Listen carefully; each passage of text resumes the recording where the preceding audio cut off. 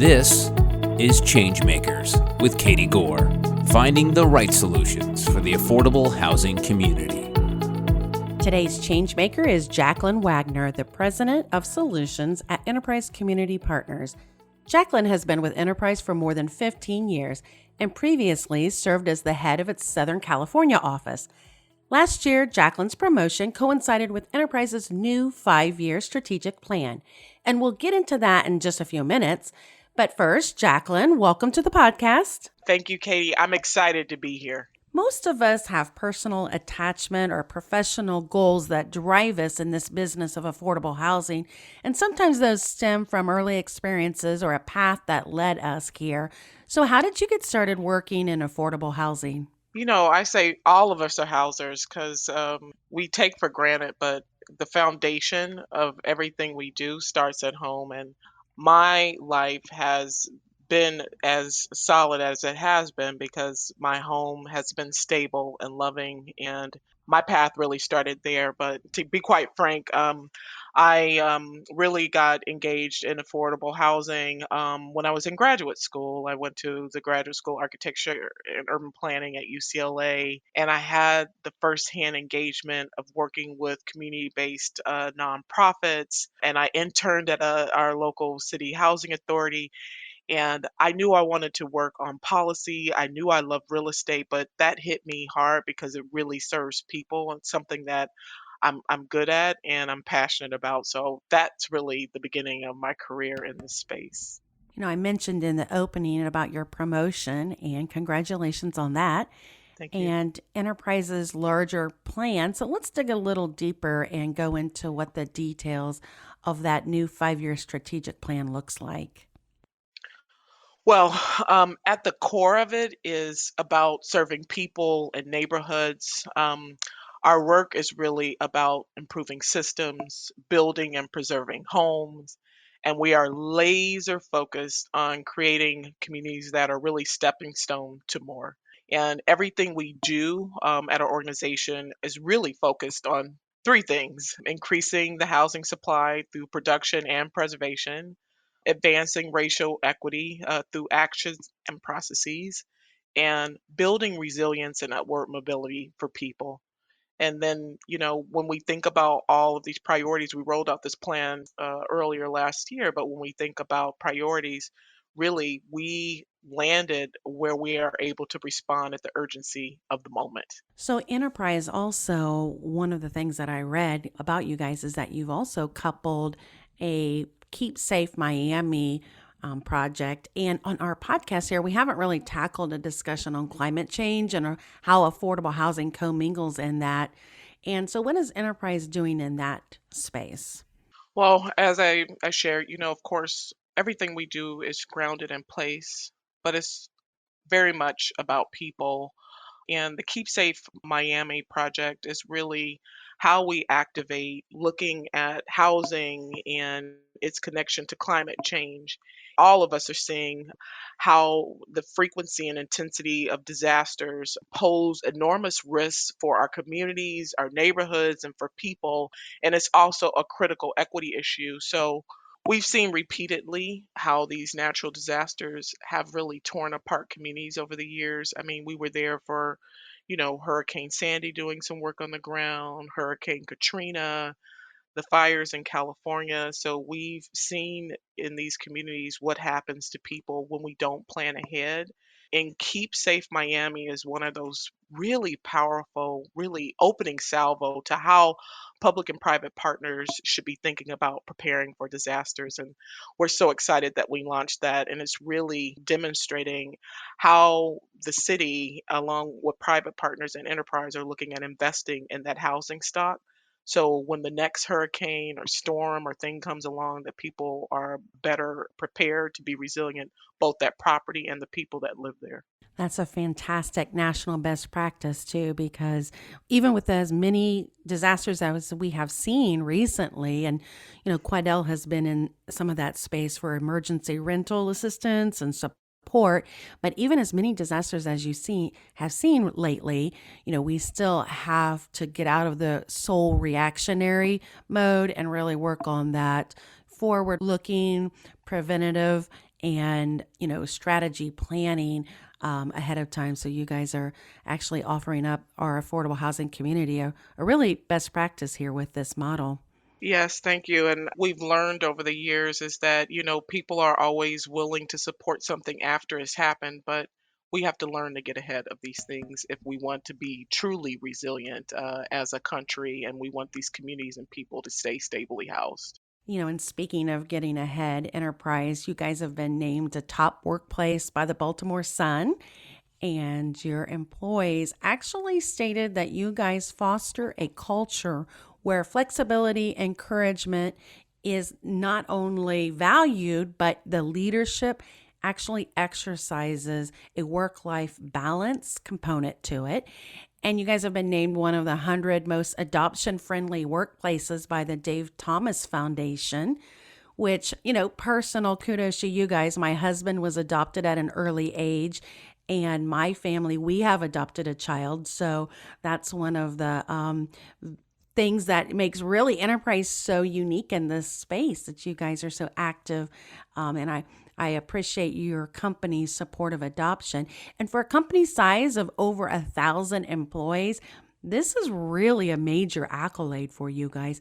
So tell us, how did this culture evolve, or how did these types of value sets, flexibility, encouragement, work life balance? It's something that everybody talks about, but how did you guys create this culture, and how are you guys maintaining it? Well, we start off the conversation about like we're, a national nonprofit focused on housing. But one of the things we're truly about is about people, inside and outside of enterprise. And I think that shows up in how we serve our staff, how they serve the community, and we really like people live their best lives when they have a great home that they live in, when they have community filled with opportunities, and we believe that for our employees as well. So we operate the organization the same way. We have a lot of really smart and talented people who are committed to making great impact in the communities we're serving. And it's our responsibility to create a culture where there's always an opportunity to innovate and to take things to the next level and to really transform the lives of people we work with. And so we take that to heart on the inside of enterprise. And it's so good. You know you're doing something right when the employees are saying it's a great place to work. We didn't say it, they're saying it as a whole. And so we will do our best to try to win another one of these awards coming up here soon. I love it because, it's one thing for you to have a group of people employed that say, the mission is externally based and focused to do all of the things you mentioned, make sure that the supply and preservation and, all of these people to change other people's lives, but you guys are also doing it internally focused. And that's what sets your organization really ahead a lot of other places. And, did a lot of this come from probably the early foundations of enterprise? Probably, yes. But you guys to be able to still maintain that is so impressive. So, speaking of the early foundation, the efforts of Jim and Patty Rouse, how did they take this original community based concept and fast forward to where you guys are as a national nonprofit? So how did it go from what they started into what you guys are today? Well, first and foremost, if the people under my voice, if you've never heard the names Jim and Patty Rouse, as they say, not all heroes wear capes. These two people really started Enterprise by first and foremost listening to the community, and that is really how we were started. That's the origin of Enterprise. It's not about just creating programs that are not informed by the voice of the people, but they developed that strategy, and we have just taken what they started and moved it to a much larger scale. And that as we started off focused on housing, we know that it takes more than that to do community development. As an urban planner, my background, we know that people, there's many pieces to the puzzle for people, and that we've grown over the years not to only pursue our vision on just serving people, but taking that to scale across the country. And we've been building tools along the way. When you think about enterprise, you're thinking about the soup to nuts, or as we call it, the end-to-end platform of everything that housing needs. And it's about, creating the programs that improve systems and communities and advancing policies to support that. And through the years, we've developed and deployed programs on the ground. We've advocated for policy on a nonpartisan basis. When you think about the low income housing tax credits and other federal programs to support affordable housing, those were done in a nonpartisan way. We invest in affordable housing, and we ourselves own and operate 13,000 units, which serve 22,000 people. So when we think about who we are, it's like we are touching every aspect of affordable housing, and we're the only group in the nation like that. And a lot of, nonprofits and really even private and public entities could never scale at such a level that you guys did. So, you've been able to not just do it, but you scaled up. You had the vision, you've created the partnership internally, and 13,000 units is definitely an impressive number. And, for your original visionaries there, Jim and Patty Rouse, who knew not just what was needed in their community, but to be able to have that mission fueled then by business discipline and really even sustained in some levels by philanthropic and community support. That's, if you could define so many facets of your guys' secret sauce, that really set you guys up for that ability to scale moving forward. And I like that you guys are named Enterprise, because when I was doing some research, because this I could never figure out, I was like, I want to know exactly why they're named Enterprise. What was that? And when I did the research, I saw that it was the original thought of the spirit that had made our country great, but yet that needed to actually go and do so much more. And so, Enterprise is often a business word, but it's also, a visionary word to be able to go and continue to meet a need or, fix a system and address this affordable housing crisis.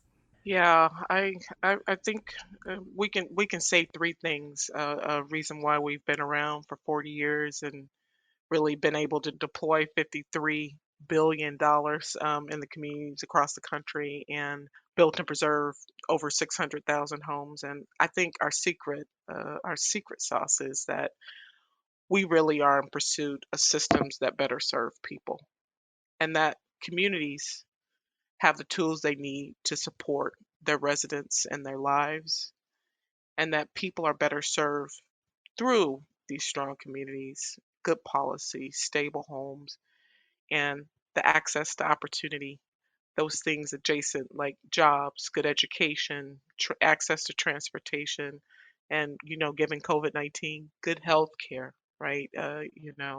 So a lot of our success has been because we've really focused on systems, communities, and people. And it's good that you can identify what those benchmarks of success are and point to them, because that allows you to measure yourself and then measure the impact to the community. Okay, well, we have to stop right here. But coming up in the second part of my conversation with ChangeMaker, Jacqueline Waggoner, the president of solutions at Enterprise Community Partners, Jacqueline talks to us about what Enterprise is all about. People, people, people. That's what we're about, inside and outside of enterprise. We're passionate, smart people that work here. We're driven to create change and impact for communities. We're building our legacy as we do this work. Like, we take what we're doing very seriously, and we make sure that we're ground truthing it with the communities. And we do that by listening. Thanks for listening to Changemakers with Katie Gore. To find out more about Katie, go to quadel.com. That's QUADEL.com. This has been a production of Forbes Books Radio.